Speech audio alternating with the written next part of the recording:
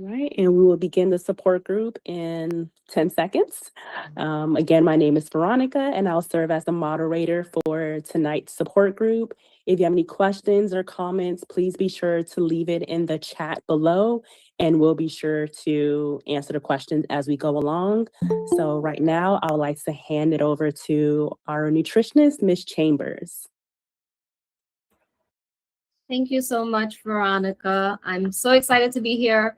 Okay, so today I had a full day of client calls. So if you see me sipping on my tea, it's because I feel like I'm kind of losing my voice, but please bear with me, okay? So let me tell you a little bit about me.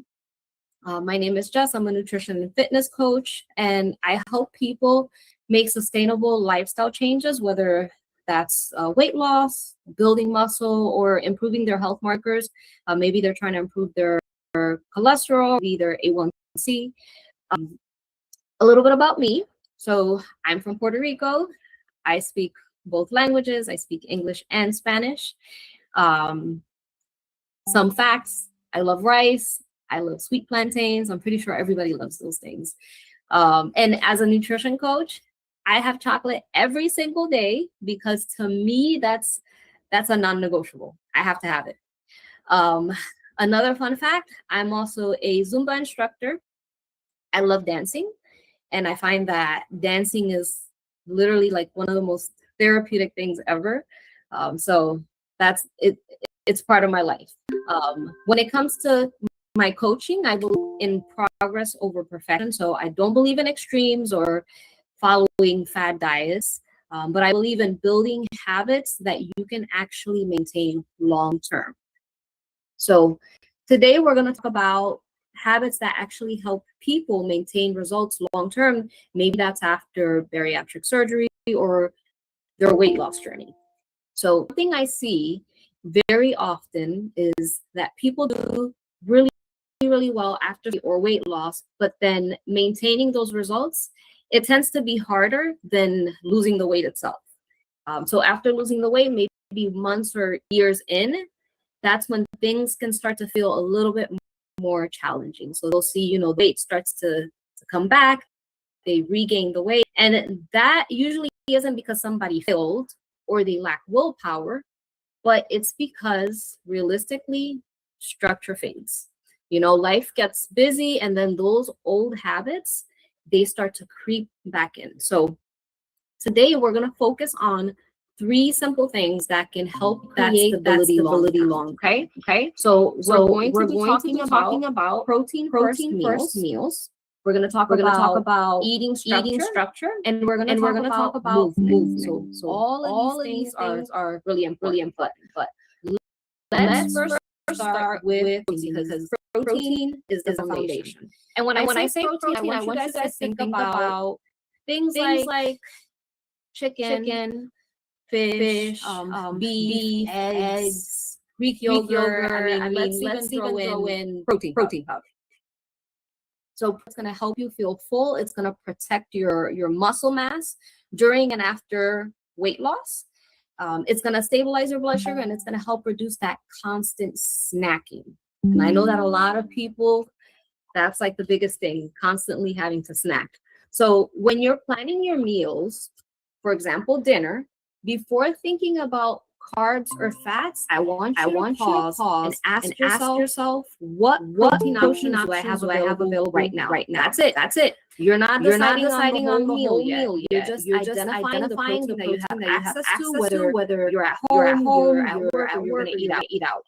Once you have the protein, then build the rest of your meal around so that. This is going to help your meal feel more balanced, satisfying, and it's going to reduce that need to constantly snack later in the day. And I'm pretty sure you can relate, relate, but it's very easy, very easy to pile on those carbs. I mean, carbs are everywhere, and you can build a plate with just carbs because that's what we're usually drawn to. So this is why planning your protein is super important.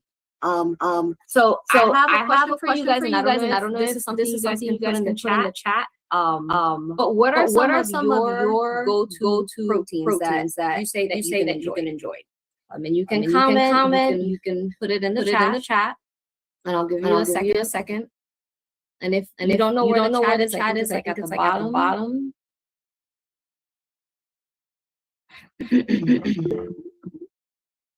Okay, Greek yogurt. That's definitely one of my favorites. And I use it steak and fish. I love me some fish. Awesome. So cottage cheese. I see a lot of viral cottage cheese, protein pancake recipes, eggs. Yes. I have eggs every single day. You see, those are all excellent. Protein shakes. And meats. And protein shakes help me when I'm in a pinch because sometimes I need the extra protein and I don't have a stinking chicken breast. So the protein powder definitely helps. And protein bars. Those are all excellent options. So a helpful starting point is when you are going to build your meals, I want you to aim for at least 30 grams of protein for each meal. Yes, salmon is amazing. Oh, yes, in the air fryer. That's actually what I'm gonna have for dinner today. I'm gonna have salmon in the air fryer because I can literally cook it in like maybe 10 minutes. And I already have it defrosting in a little bowl of water, super quick. You eat salmon 4 times a week. Yep. That's me. I do that often.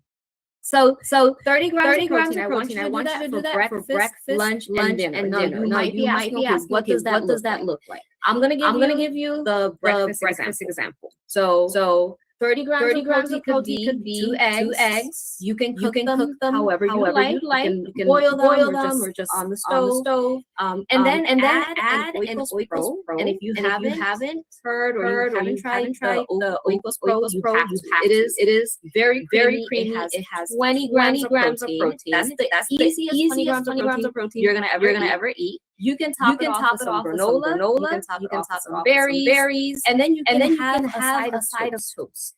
That right there is an easy 30 grams of protein to start off your day. Okay. So we're keeping it very simple. Now I'm gonna ask you something. Have you noticed the difference in your hunger or in your cravings on the days that you prioritize protein versus on the days that you don't? What would you guys say? Right. 100%. If I start my day without protein and absolutely, you have more energy. If I don't have the protein at the start of the day, I feel it. I feel sluggish, and I feel that I am constantly grabbing things that I shouldn't. Just like I want all the sugar. But if you haven't noticed, I want you to observe. I want you to start your day off with protein and see how your day goes. Because let me be honest. It's very easy to grab a bowl of cereal. It's easy to grab a Pop-Tart for breakfast. And it's easy to grab pasta for lunch and for dinner. These are all carbs, and there's nothing wrong with it. We love some good carbs. But when it comes to protein, it's very important that your meals start off with that is the foundation. So we want to focus on protein first. So now let's talk about eating structure. Okay. So when I say structure, I don't mean strict schedules and you have to eat at this time or tracking every single meal. I just mean having a simple rhythm to your day that supports your body. And when it comes to structure, there are two main components that I want to remember. So the first part of that structure is making sure you're eating consistently and not skipping meals. So after surgery or weight loss, a lot of people fall into these two patterns. So they eat very little during the day, or they eat randomly without planning, but then later in the day, they're eating everything they find because they have these cravings. And this isn't lack of willpower. It's usually lack of structure. So for most people, eating consistently looks like, you know, having 3 meals and maybe a planned snack, maybe 1 or 2 snacks. Because not eating early enough in the day, it often leads to that overeating. So the second part of the structure is how to build your plate. So one of the easiest ways to do this is to think about these 3 things. So I want you to think about your protein, your carbs, and your fiber. Okay. I don't know if there's a way for me to, can I share my screen? I think I can. Yes. I can't. Okay. I'm gonna share a sample plate so that way you guys can have like a better idea of what I'm talking about. Share Windows. Okay, bear with me just 1 second.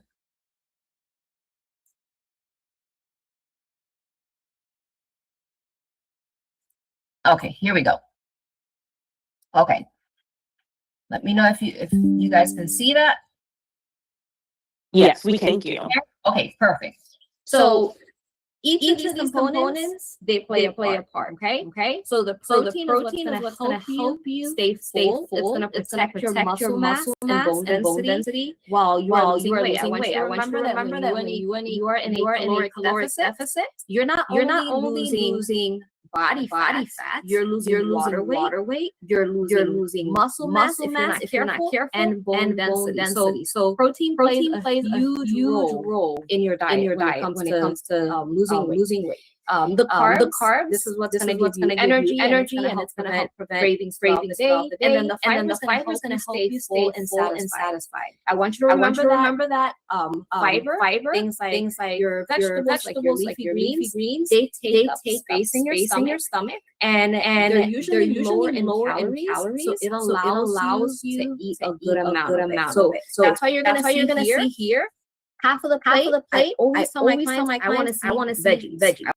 I want to see tons of greens, lots of veggies. This is gonna protect you during that phase of losing weight. And it's gonna help you stay full for longer. So one of these is missing, you're gonna notice that it doesn't feel complete. And when meal doesn't feel like a complete meal, then that's where you end up looking for more food. That's where the snacking and the grabbing starts. So I'm gonna stop sharing. And then I have a question for you guys. So which part feels hardest to include consistently? Would you guys say it's the protein, the carbs, the fiber? Where do you guys struggle? And you can also unmute your mic and raise your hand if you'd like to answer as well. Okay. Yes, absolutely. Yes, vegetable. Yeah. Vegetables.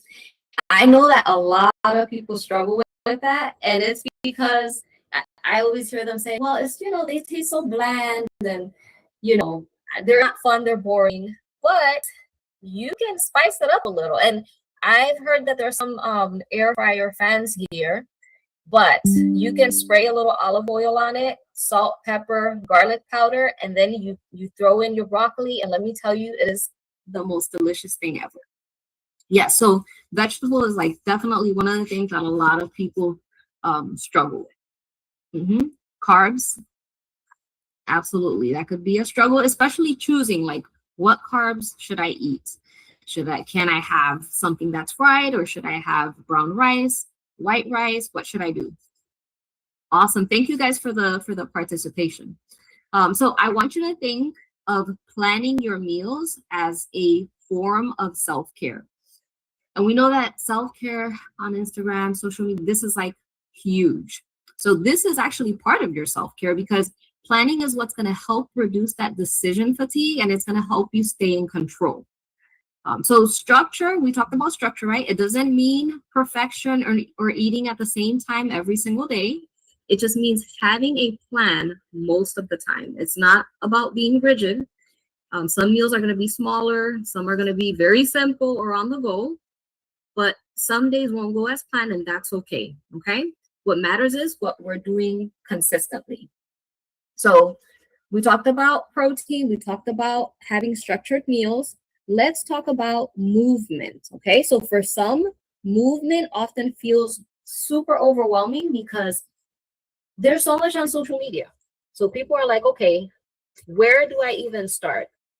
But I want you to remember that movement doesn't have to be intense or extreme for it to be effective. Okay. Simple things like walking, riding a bike, little things like this, they make a huge difference, especially for long-term maintenance. So it doesn't have to be a marathon. You don't have to run a 5K. What matters is doing a little bit more than what you were doing, let's say yesterday. So for example, if you usually get around 3,000 steps at the end of the day, I want you to try 4,000 steps. Just as simple as that. And maybe that means that you have to take an extra, like you have to do a 5 walk after a meal. Or maybe it's parking a little farther away from the grocery store so that you can get those extra steps. So the goal is not to do 3,000 steps to 10,000 steps. We just want to focus on small goals that are going to help you make realistic improvement. Exactly. Constant improvement. That's what Julissa said. Now, personally, one thing that helps me increase my steps is starting my day first thing in the morning. I start with a short walk. I have a small walking pad, and to be honest, it's been a lifesaver because I'm pretty sure everybody here is in Georgia, but the weather has been a little crazy. Yeah. So what have you guys found that has helped you stay active or get in more steps? What would you guys say?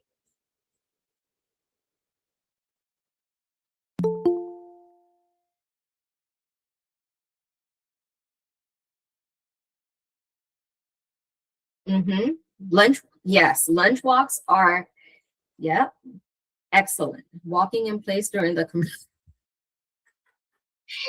I walk to the mailbox, making it a habit of walking. Yes. Apple Watch goals. Yes. Uh-huh.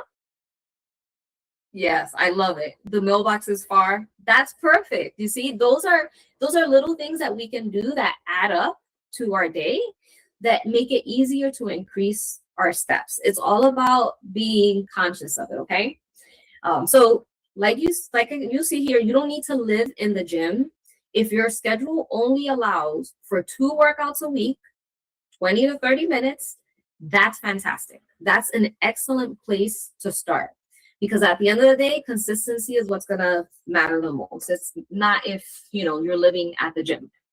Now, I know some feels stuck. Walk in store. Yes, walk in the store. I think my husband would be scared of me walking in the stores because I will end up with something I don't need. But that's an excellent one.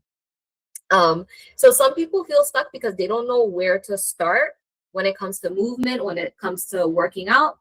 That's very common, and this is where support can help. So this might mean maybe hiring a coach.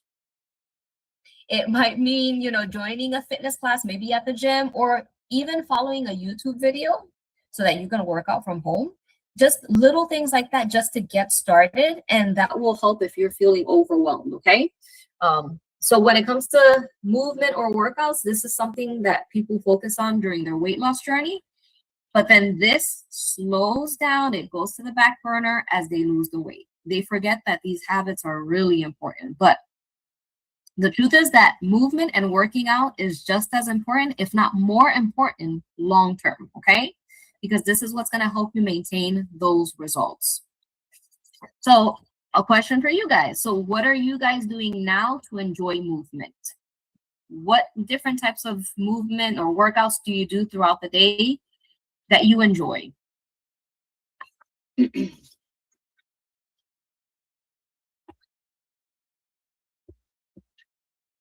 Dance? Okay. I think that's what it says, right? I dance.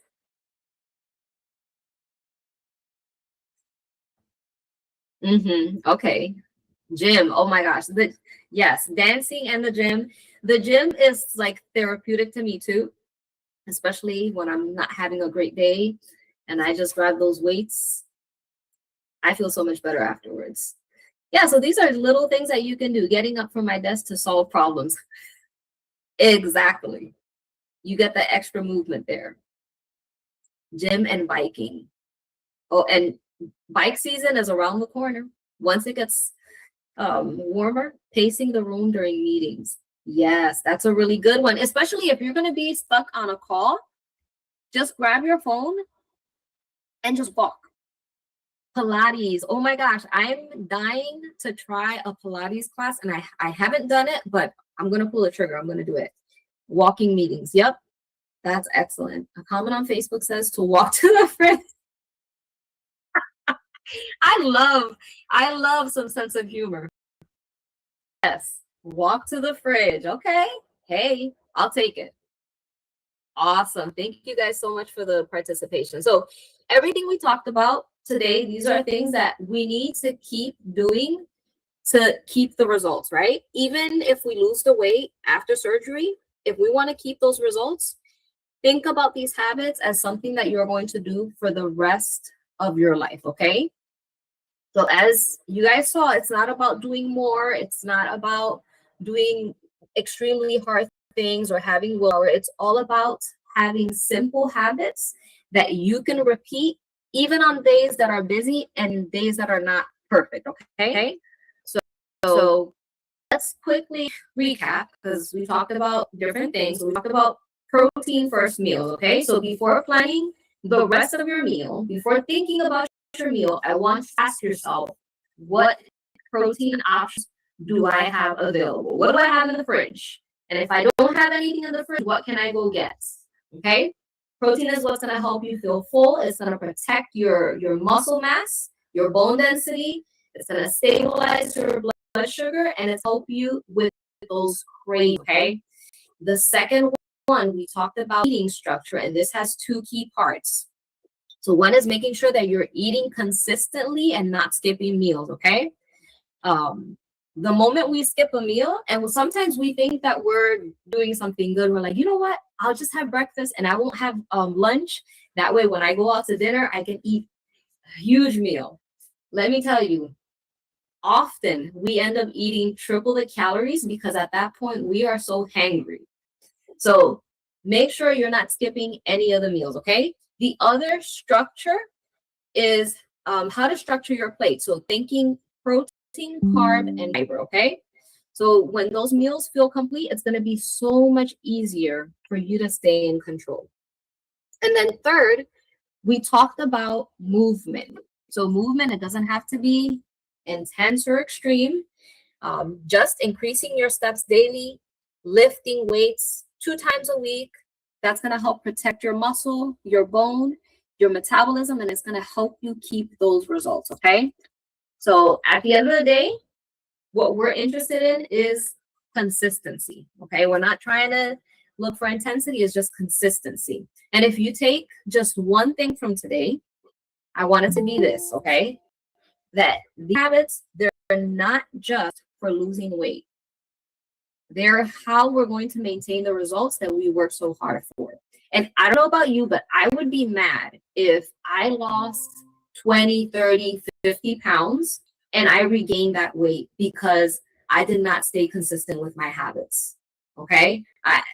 I know that you would be frustrated too. So this is really important that we don't see this just as something that we're going to do for today because we have a goal and then we're not going to do it anymore. I want you to see this as a lifestyle. This is part of your life now, something that you're going to repeat even when things get harder, okay?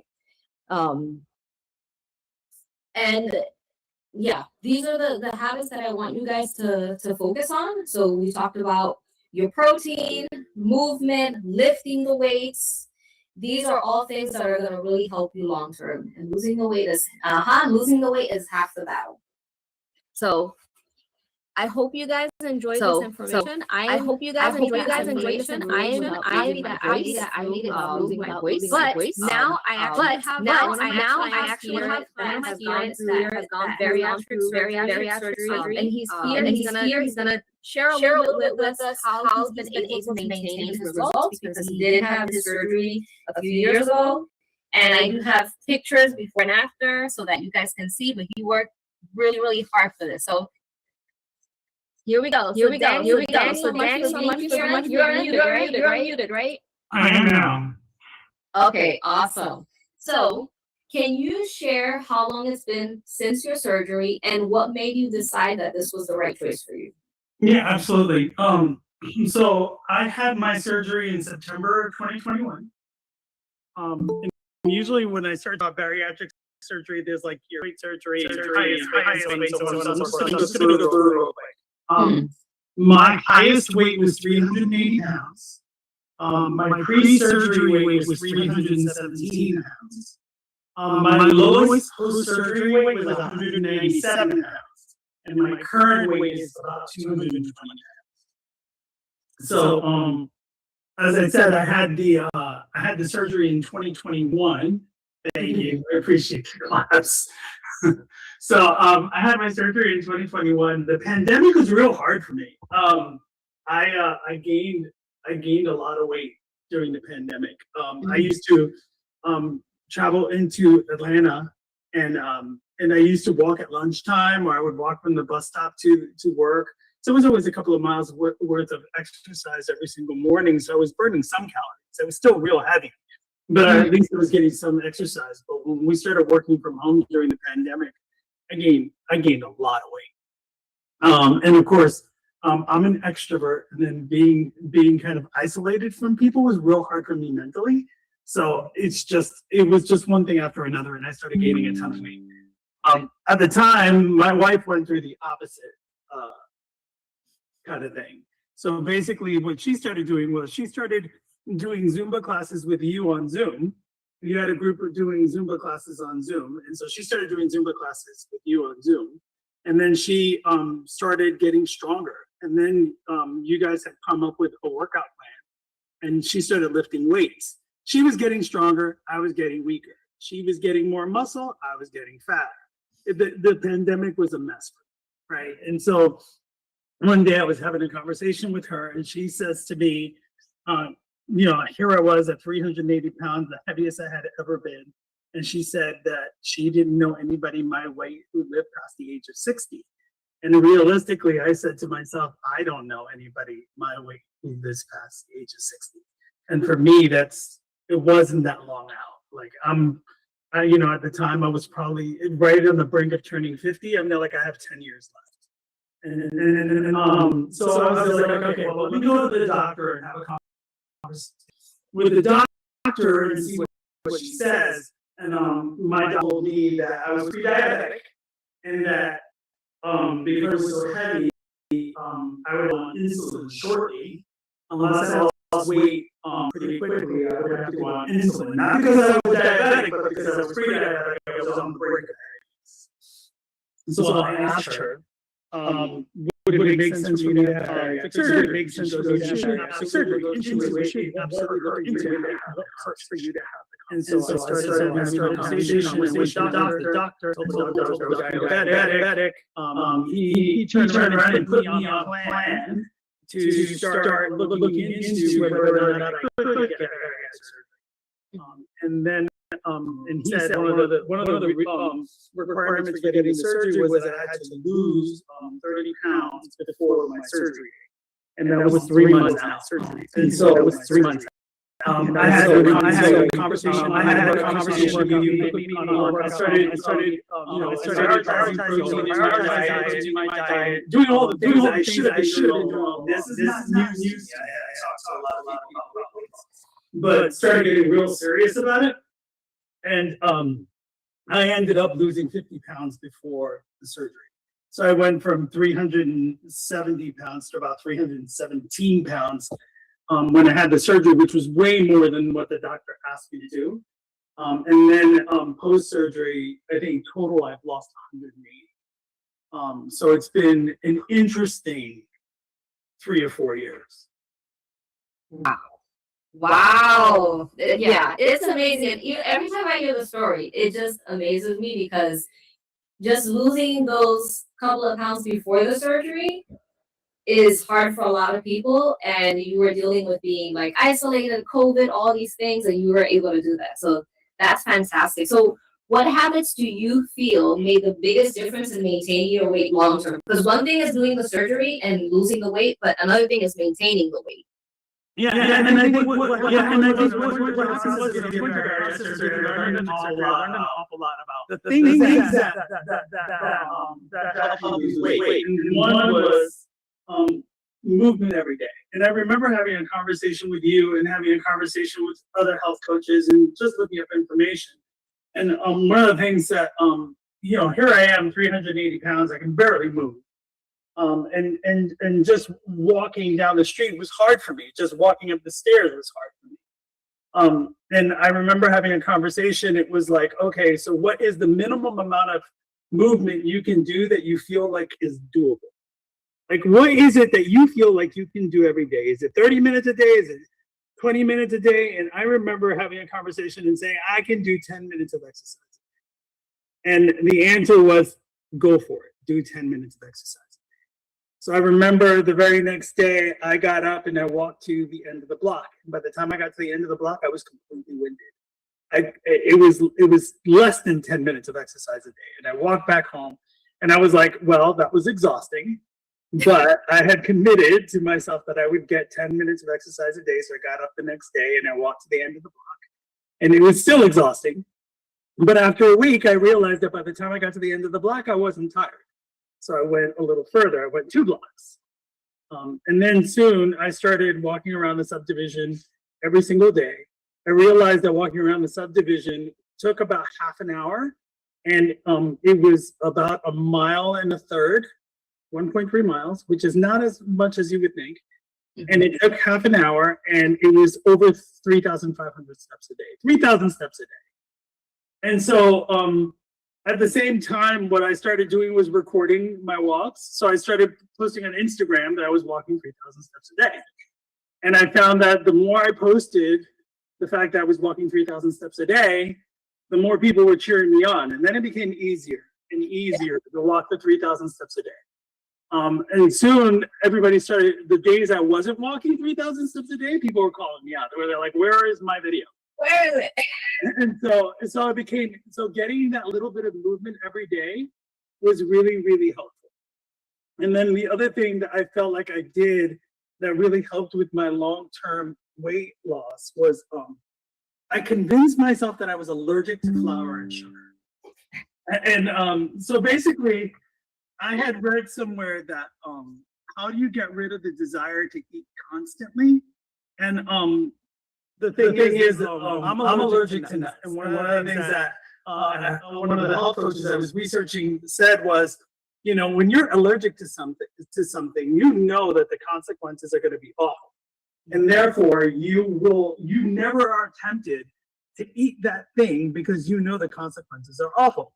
So I'm allergic to almonds. If I'm sitting in a room and everybody else in the room is eating almonds and loving their macaroons and their stuff made out of almond flour, I'm never tempted to eat that stuff because I know the moment I put it in my mouth, I'm going to break out in hives. And so one of the things that I read was, hey, the deal is when you eat things that are not good for you, you feel it, you just ignore it, right? You eat too much sugar, your energy drains. You don't feel great, but you ignore it and you keep chomping down on whatever you're eating. Mm-hmm. So the thing is paying attention to how you feel. And so what I realized was eating flour and sugar, the way this one health coach just described it is pre-digested food. Because it's flour. Because it's flour. So it goes straight into your mouth. You don't have energy to burn. So that being the case, you don't eat flour and sugar. You all of a sudden you find that you're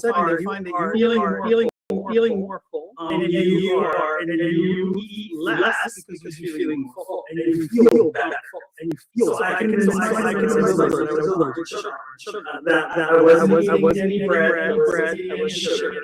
But I was filling myself with. If it came from a farm, that's what I was eating. Eggs, beef, whole grains, rice. If it came from a farm, if it was a whole food, I could eat it. If it wasn't a whole food, I wasn't. Except if I was willing to make it myself. So basically the deal was, okay, if I want bread, I can have bread as long as I take the whole grain and I grind it myself and turn it into flour and make the bread myself and not go to the store and buy it. That way I was burning the calories so I could eat what I want. But nobody's gonna do that. It's so freaking inconvenient. That being the case, I was looking for sugar. I told myself, every time I feel sugar, my body has I know what it feels like. It doesn't break. And therefore, those are kind of the two things. A little bit of movement every day and convincing myself that I was allergic to my that helps. I mean, it worked, right? Yeah. And I feel like when I'm getting off track, if I go back to those two things, I find that I end up losing. There you go. That's excellent. So now with those changes that you were able to make with your diet, right? So how do you think about protein now compared to before your weight loss journey, right? So especially working with you and with the dietitian and stuff, what I kind of realized is that there are kind of two types of foods. Your body does two different things with food, right? It either rebuilds what's broken or it uses it for energy, right? And so basically, protein is the food that the body uses. We are made of meat. Protein is meat. And therefore, what the body does when we eat protein is it converts it into tissue, muscle tissue, skin tissue. It helps your body build, right? And then carbs, sugar, and fat is energy. So if we consume carbs, sugar, and fat, the body converts it into energy. But if we're using less energy than we're consuming, the body converts it into fat, and that's why you get fat. So I realized that as a person of 380 pounds, I was carrying all this energy I wasn't using. So the question it became less about what I was eating, and it was more like, how am I going to use the energy I currently have? And how do I prevent myself from eating more energy than I need, right? And the answer is more protein.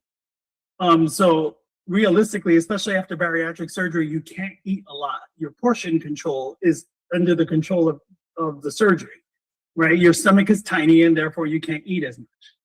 So what I would have to do is make sure that I was eating enough protein to sustain my life. And that meant that I needed to focus on proteins first. So one of the things I started doing was realizing what was it I was eating and how can I make those more protein dense meals? So one of the things that with me is I love my cup of coffee, right? I have a cup of coffee every morning. I love my cup of coffee. Coffee with milk has very little protein. Milk has a little bit of protein, but it doesn't have carb. So that being the case, what I started doing was I made a cup of coffee, but I would use lactate protein has 13 grams of protein in it. Regular milk has probably 8, maybe less. So I started using lactate protein or Fairlife or some sort of milk that has higher protein. Tastes exactly the same, just has more protein in it. And then what I started doing was putting 22 grams of protein as protein powder in my milk before I made my cup of coffee. So my cup of coffee every morning had at least 30 grams of protein. A cup of coffee I have every morning usually has between 45 and 50 grams of protein. A single cup of coffee, it's easy, right? Because I put protein powder in my coffee.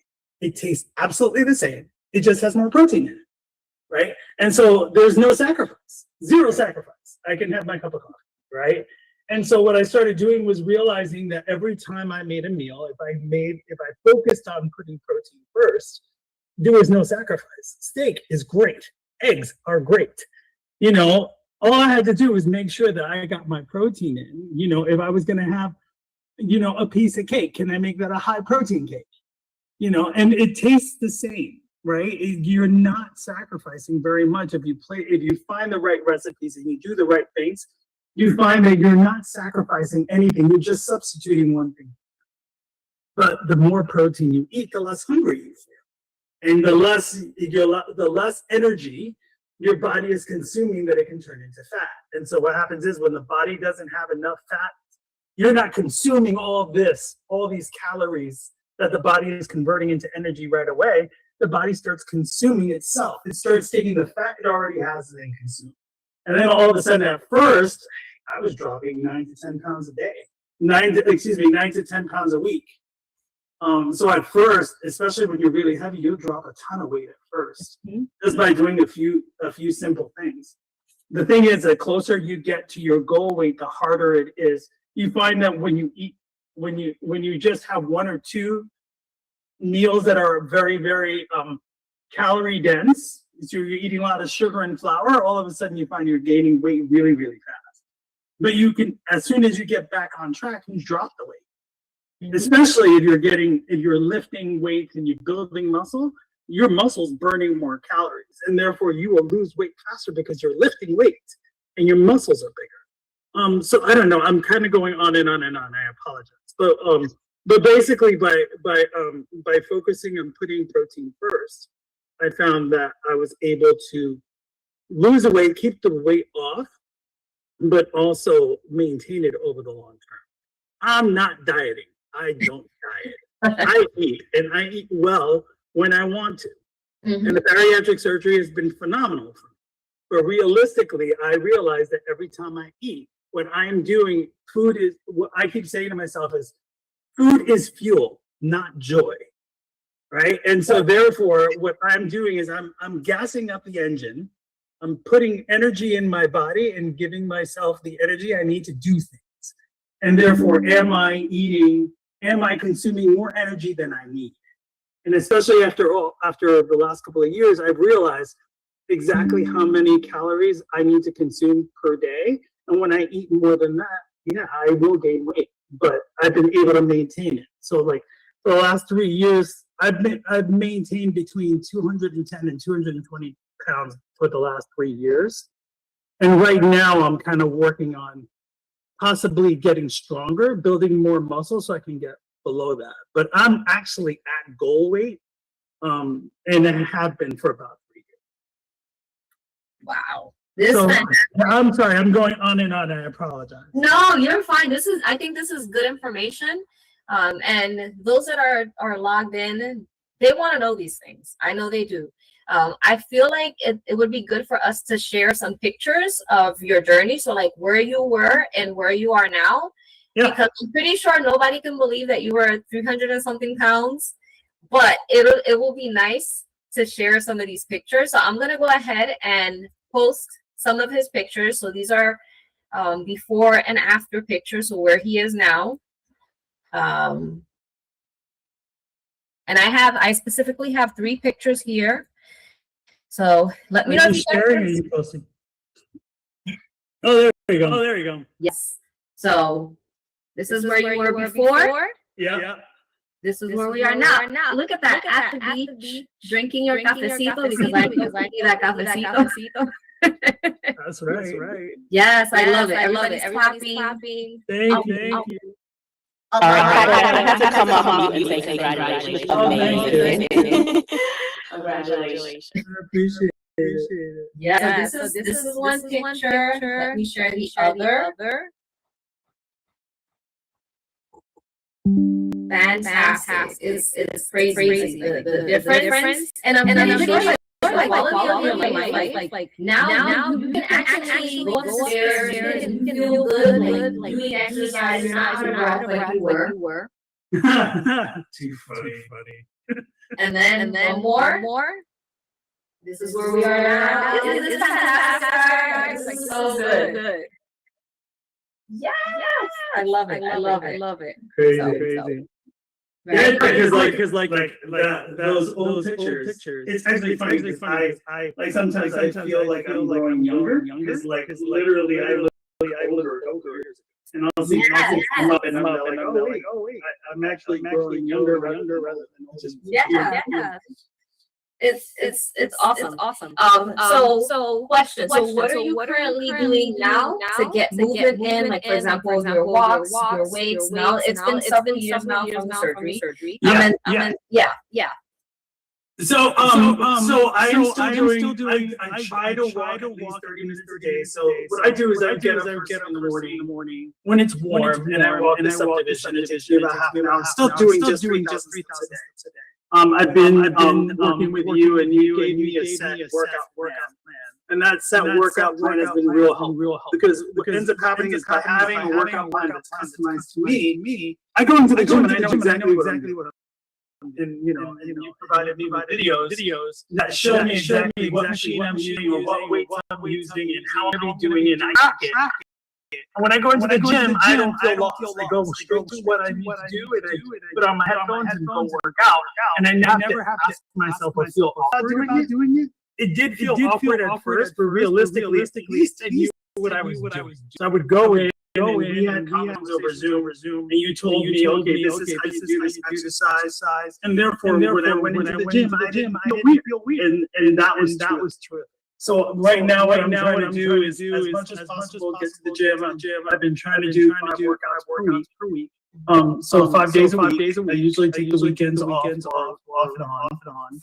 And I try to do at least 30 minutes a day of just walking of some description, some low intensity walking.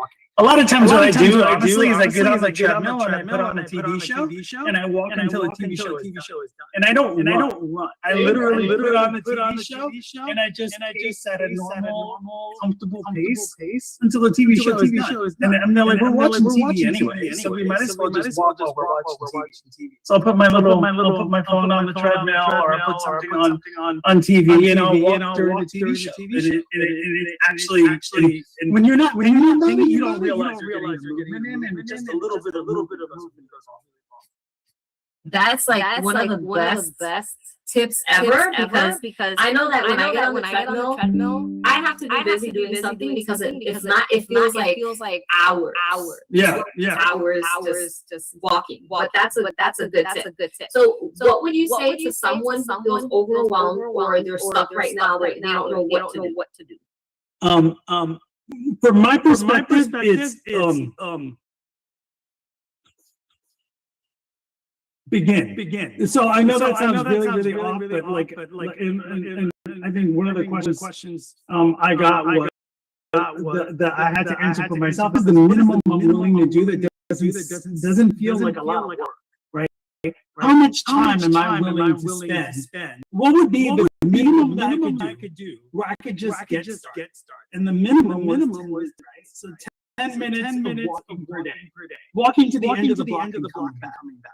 It's not a lot. But that 10 minutes turned into 20, turned into 30, turned into like literally having limitless energy. Like I right after I had the surgery and I lost the weight, we went to Europe. And I had gone before losing the weight, and we went to Italy, and I was getting cramps, and I was falling down all over the place because I literally couldn't walk anywhere. And then the year after the surgery, and after I lost the weight, we went back to Italy. And I was climbing up and down mountains. I was doing all sorts of things, and it wasn't hard anymore. It got to the point where walking a mile is not an issue, because it's just walking around the subdivision. And therefore, everything seems shorter. I don't look for parking spaces when I go to the store. I park wherever I find a parking spot, even if it's in the back.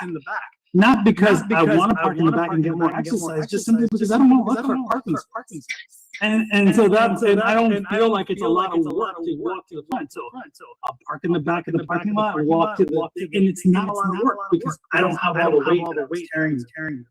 And one of the things I did do was when I started slipping and I was eating badly after the surgery, I got myself a weight vest. And I was trying to find a 180-pound weight vest so I could feel what it felt like to walk with weight. That is best motivation. But you can't find a 180-pound weight vest. It's impossible. But I found a 50-pound weight vest and I walked around the subdivision with it on, and it rough. And that reminded me of what it felt like. And so that got me back on track. So if somebody's feeling stuck, I would just say start with the minimum. What is the bare minimum you can do right now that doesn't feel like a lot of work? And then do the bare minimum more than that, and do the next bare minimum more than that. And just keep improving. You're competing against yourself, not against anybody else. And I think that was very, very helpful to me. Wow, that's so good. And especially for this group. Let me stop sharing. There we go. Especially for this group because there is so much information on social media right now, and a lot of people feel that they have to do everything all at once, and there's that all or nothing mentality.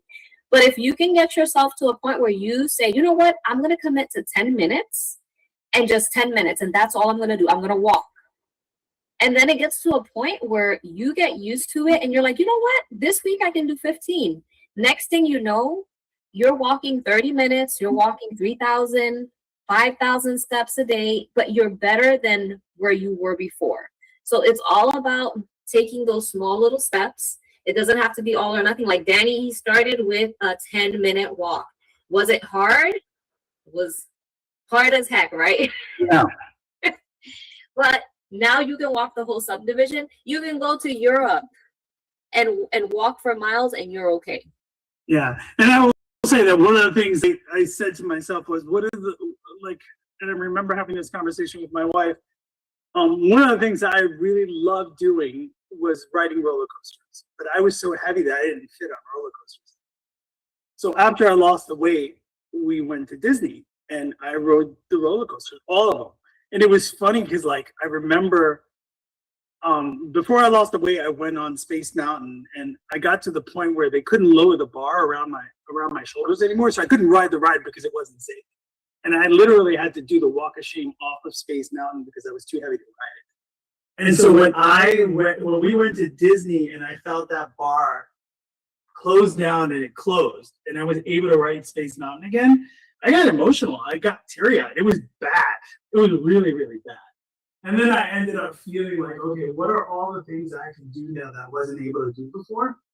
And that's always that consistent motivation to keep me from slipping again. Because after you have bariatric surgery, it's not the solution, right? Like you can gain all the weight back. It doesn't stop you from all the food issues you've had before. You still do emotional eating, all the things, right? It's not all of a sudden the fix. But finding a way to motivate yourself, like finding a way to inspire yourself to move a little, to eat a little bit more protein, to eat more whole foods and less processed and crap foods, to fuel your body so that you have the energy to do good things, to do all the things that you wanted to do with your life, because that's what you're doing. You're putting energy in your body to do things. So what are you going to do? Right? How are you going to burn the energy that you've stored on your body? And as you do those things, you will lose weight, because that's what that extra fat is. It's just stored energy waiting to be used. There you go. Beautiful, beautiful. So I'm so happy that we were able to do this, Danny. Thank you so much for your time and to be able to share your story. And those before and after pictures are so motivational, because I know that there's a lot of people that they're where you used to be. They're struggling, they're thinking about it. They're like, should I, reach out to the IBI clinic? Should I get this bariatric surgery? What should I do? The answer is do it. Do it. Start now. Take imperfect action. It doesn't have to be all or nothing, but just start today. And you will be so happy that you started. This is a gift for your future self. You will never regret starting your journey. So yeah, thank you for the opportunity to talk to you guys. Absolutely. Thank you guys so much. There is maybe like a few minutes. I don't know if anybody has any questions for me or for Danny. I know the meeting ends at 7:30, so if you do, you can put that on the chat.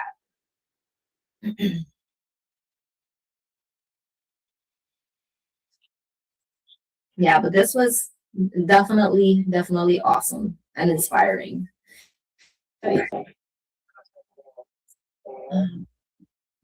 Ah, mira, y las luces estas. Son como 4 luces. Glory, tiene una pregunta. Okay, so there are several questions. What was it scary making the decision? It was, but it was scarier not making the decision. Like diabetes was scarier to me than it was to lose the weight.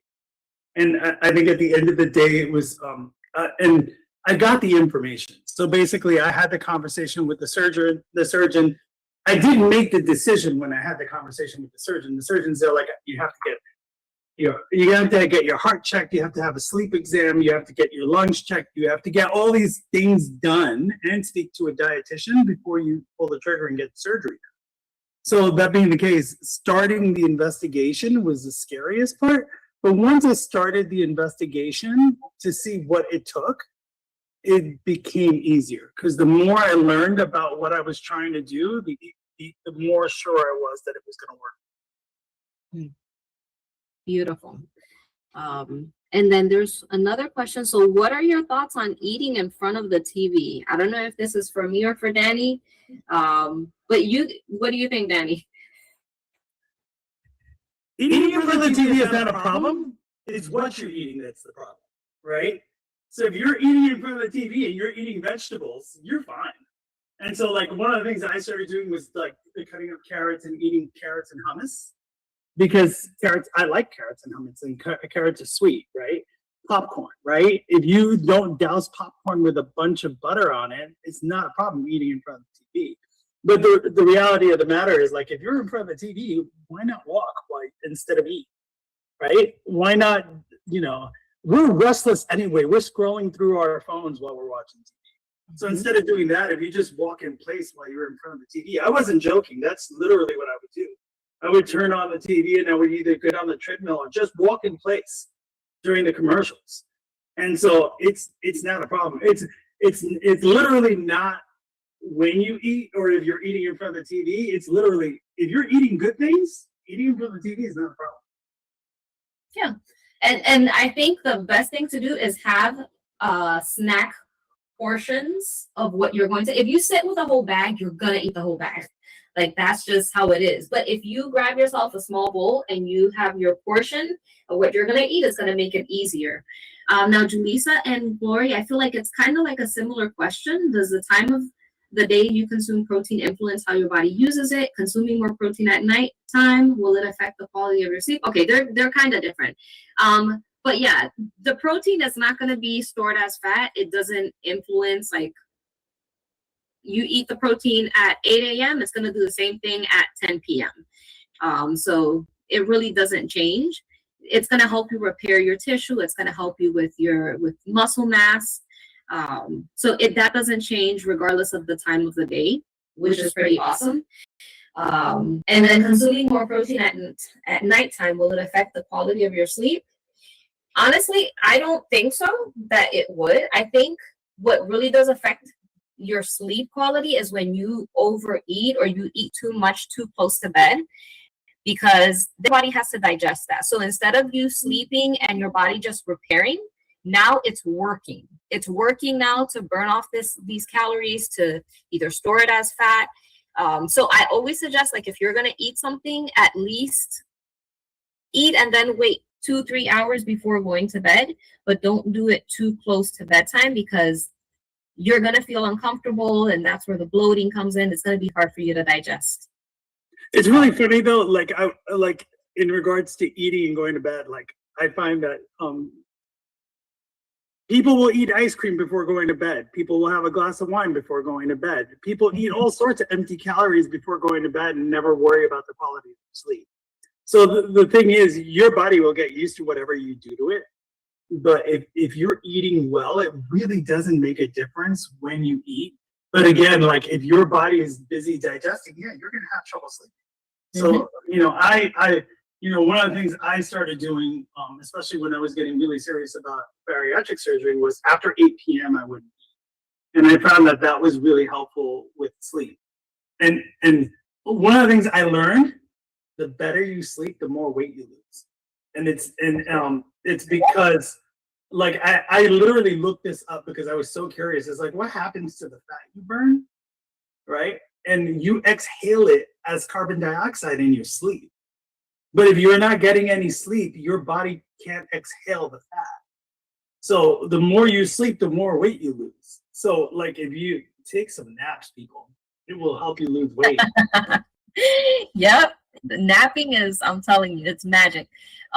So we still have questions here. Veronica, if you can help me, I know it's 7:29. Yes, if you would just like to answer, take a few minutes, just answer the questions, that's totally fine. Thank you. Okay, no worries. So I'm going to answer these last two. So when you do nutritional workout counseling before or after bariatric, is that for a set amount of time or ongoing? Okay, I can answer that question from a bariatric. Okay. So basically, you get assigned a dietitian, right? When you get bariatric surgery, your dietitian, the quality of your dietitian is real hit or miss, right? So because usually it's whoever they can find that your insurance will cover. What I found was the nutritional advice that I got from Jess and from doing my own research was much better because it was customized to what I like to eat. Your nutritional, you will have more success with your nutrition if you cater your nutrition to what you like and don't like. If you don't like eating asparagus, you're not going to eat asparagus. But when you're working with somebody who's customizing your food plan to what you like to eat, all of a sudden you find that everything becomes easier. I like plátanos, I like rice. I'm not going to give that up. And what I found was working with a dietitian who was willing to work with my likes and dislikes worked better for me. While working with a dietitian that my insurance was paying for, I was getting, okay, you could eat Campbell's soup and you could eat this processed food, and like it wasn't food I liked or any diet that I was going to stick with because I didn't like it. I hope that helps. Yeah, that's perfect. And then the last question, how can a mild protein deficiency make you feel tired, even if you're consuming enough calories? So, and I want you to think about this. So we have our protein, we have our carbs, we have our fats. If you're deficient in proteins, protein is not just for muscle, but it's also going to help you repair your body. So I want you to think about everything we do throughout the day. We're walking, we're squatting, we're doing things. If we're not getting enough protein, it's going to be harder for our body to recover from just daily movement, from daily activity. So protein is definitely important. I recommend at least let's say 0.8 grams to 1 gram per pound of body weight for when it comes to protein intake. If you are a little more on the obese side, I recommend aiming for your goal weight and protein. So let's say you do weigh about 300 pounds or so, I would say at least aim for 140, 150 grams of protein for the day. It's hard, but when you start tracking and you start learning what foods have protein, it becomes easier. And of course, working with a coach that has experience, that will be super helpful for you to be able to learn how to reach that protein goal. So thank you so much. Thank you so much. Thank you so much. And I hope I answered any questions.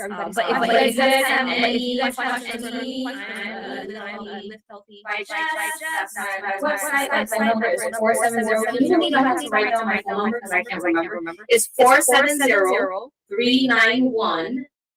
470-391-4992. So 470-391-4992. And then reach out to me if you have any questions. Okay. There you go. Awesome. Thank you so much. Let's give Miss Jessica, Mr. Danny some high fives, some hearts. Thank you all so much for this very informative meeting again, Miss Jessica and Mr. Danny. Just to recap, we talked about protein intake, strategic eating, and most importantly, how to keep results long term. And as Miss Jessica stated over and over again, it's not perfection, but consistency. So let's all continue to build healthy habits, self-care, and we'll see you all on next support group meeting. Thank you so much all for participating. And once again, thank you, Mr. Danny and Miss Jessica. Have a great evening, everyone. Thank you, guys. Bye-bye. Bye.